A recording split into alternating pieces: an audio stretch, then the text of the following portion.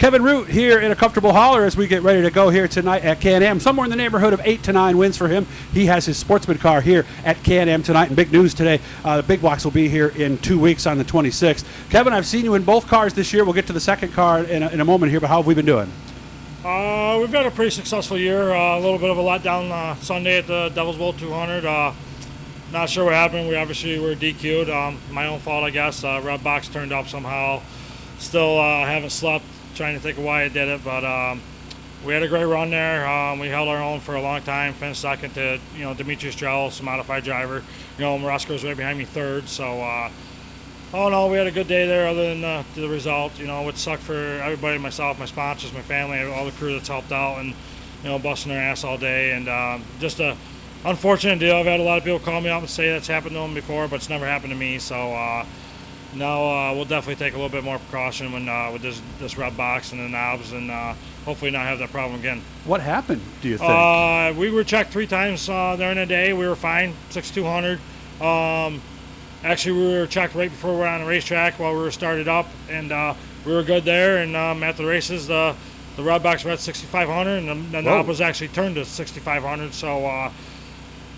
Something might have come up and hit it, and I can't believe it would jump at 3 spots, but I don't know. I really don't know. I just know that that'd be the worst thing you'd want to cheat on for sure is a red box. Yeah, because they check those 90% of the time. Yeah, it's very noticeable, and we've been tacked probably more time than anybody in the last 3 years in a Sportsman car, and we've never had even a question of getting through tech, and just an unfortunate deal, and can't wrap my finger around it yet, but we're just going to try to pick up and move on. Well, I've seen guys that have been out there visibly slow, and they say they accidentally touched it and it changed a setting. Oh, yeah, you can. People wash them, if you don't take them off, which we take them off every week when we wash them, and I always make sure it's plugged back in. I always make sure that its setting is where it's supposed to be. Mm-hmm. But you can bump them down, and you could set that thing at 5,000 RPMs. Well, you're not going to go very far down the straightaway with that. Yeah, I can't remember who it was. I think it was somebody at Canandaigua who ended up like a half a lap behind the field. They were normally a strong runner. And I asked them, they said, somebody must have reached it there. We just accidentally. I've done that a couple times where I've accidentally set it wrong or something, you know what I mean? But and as soon as you get out there when you start going green, so. Yeah,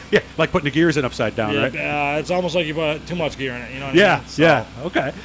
Can-Am, how has this been? I know a lot of people are watching who haven't been here this year. How's the track been?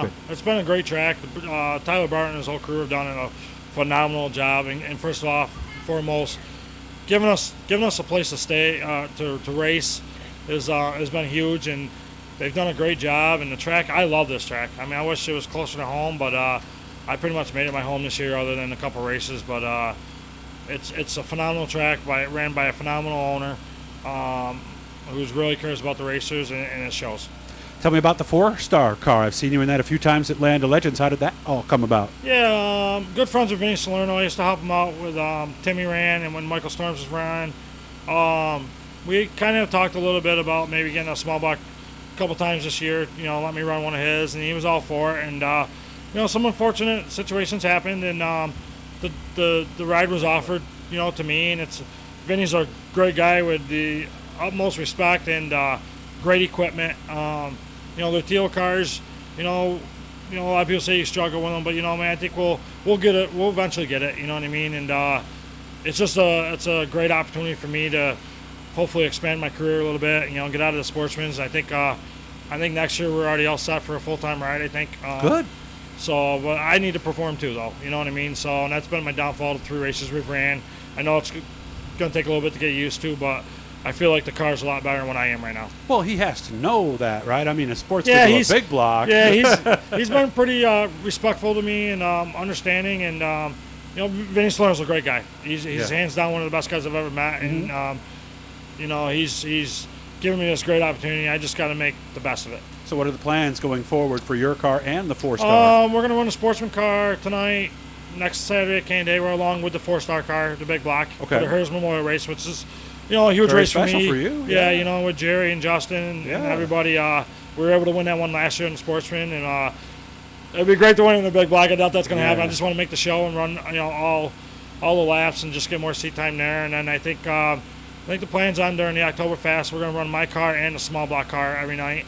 Okay. And possibly all 3 of the Eastern states. We're not sure about the big block, but definitely the small block and the Sportsman for sure. If there is an Eastern states. Might have let the cat out of the bag there a little bit, but Yeah. you know, it's cool. We just talked yesterday about, you know, I was trying to look into next year because if, you know, he didn't want to keep going racing or whatever, I wanted to get my own small block anyways and get out of the class. And we've been very successful in the sportsman class, and I owe it to a lot of my sponsors, you know, Scott Jeffries, who's, you know, helped me out so much in my career, you know, and Vinny and everybody. And I think it's time to you know, test the waters with, you know, some of the best in the business in the small block and big blocks. I'm glad to see that because in recent years, I mean, we've seen Rocky Warner, who dominated for a long time, long Marticelli, time. guys like that. Yeah, they were in it for a long time. I think this is our 5th full year running, and in the last 3 years have been just unbelievable for me. I've been so lucky to win all the races we've won, and the bigger races, and then the Mr. Dirt titles, you know what I mean? But it's been a great ride, but I feel like that we need to go do something a little bit different. Okay. As far as learning coils, a lot of people have mentioned that you have been that person that they've talked to. How many people do you think, just a rough guess, you've walked through this transition from torsion to coils? Well, you know, we're very helpful at Scott Jeffries Performance, myself and Scotty, and we've had a lot of people come. I mean, let's put it this way. In the last month, I haven't been able to keep the short rod coil stuff in stock. As soon as I get it, it's gone. And we've been doing a lot more of our own shack program, along with you know, setting a lot of guys' cars up for the first time on coil. Scotty's been doing a phenomenal job with that, and we want to let everybody know that, you know, we do that. You know what I mean? We do everything there, from transmissions to rear ends to shacks to setups. You know, we got a Scott Jeffries is Scott Jeffries. Enough said. You know, he's the best in the business when it comes to all that, and his name speaks for himself. And I'm just glad to be a part of Scott. You know, and his whole business and what he started, and it's just an amazing deal. He started 8 years ago, and what it's become, and I think what we're going to make it even bigger. Good. You know, in the next few years with some of the stuff we're planning on doing. So yeah, it's been great the last month and a half of all the shocks we've received in, and all the cars we've set up in just the last month and a half alone has been phenomenal, and its results are showing. Robert Gage, you know what I mean, he's struggled all year, and he brought his car and the shocks to us last week, and he drove from 12th to 3rd, which I was more happy to see him do that than me win a race, you know what I mean? Because it's us at the end of the day helping out our customers, and at the end of the day, that's why we're in business, because of our customers. When you call, this is the guy who's going to answer the phone. Yeah, I try to be that here, guy. You know, if not, I got that guy, Scott Jeffries, I can lean on him and ask a question to. Wish you all the best. Good luck. See Thank the little you, blue E down there in the corner, guys? It's right there. Click on that. That'll get you a subscription. Every time we do something, you'll get to hear about it and give a notice ahead of time. Does not cost you money. Good luck tonight. I'll talk to you later. Thank you, man. Appreciate it.